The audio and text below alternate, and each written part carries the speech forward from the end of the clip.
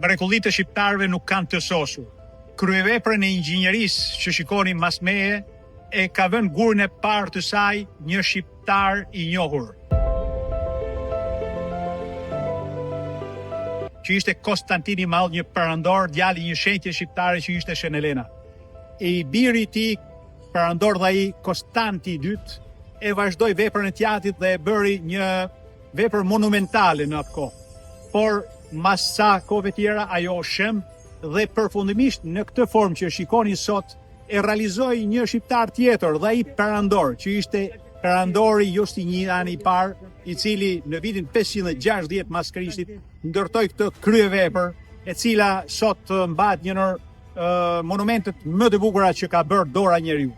Këtu jemi në Stambollin e sotëm, në qytetin e Konstantinit të Madh, i cili e hieshoi këtë qytet dhe e bëri kryeqytet të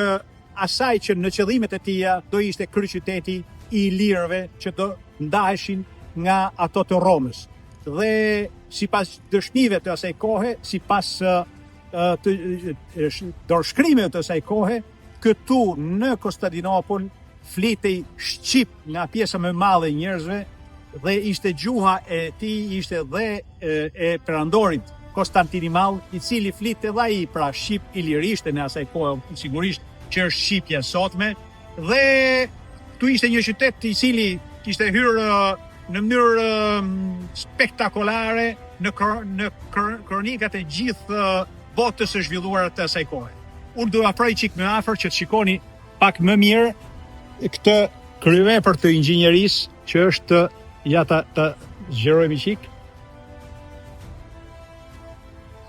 Okej, ja kjo është pamja e mrekullueshme e Santa Sofisë,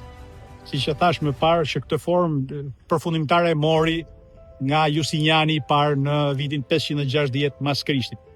Këtu pra ishin gjuha kryesore, ishte gjuha, siç e thash, parë shqipe,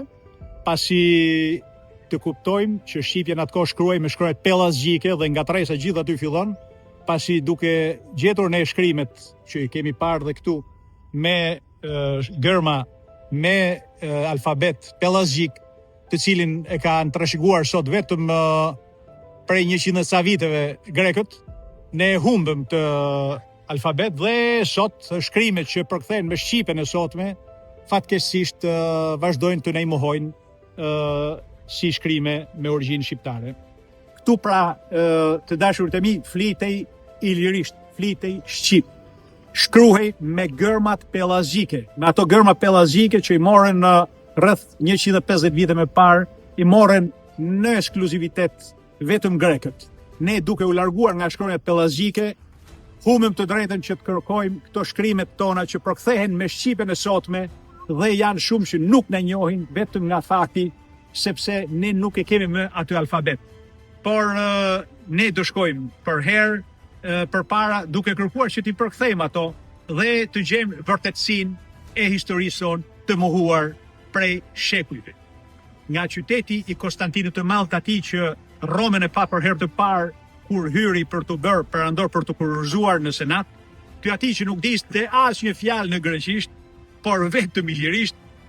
unë Alban Kraja, si gjithmonë, ju përshëndes, ju uroj çdo të mirë, një 2026 të suksesshme dhe të jashtëzakonshme. Gjithë të mira.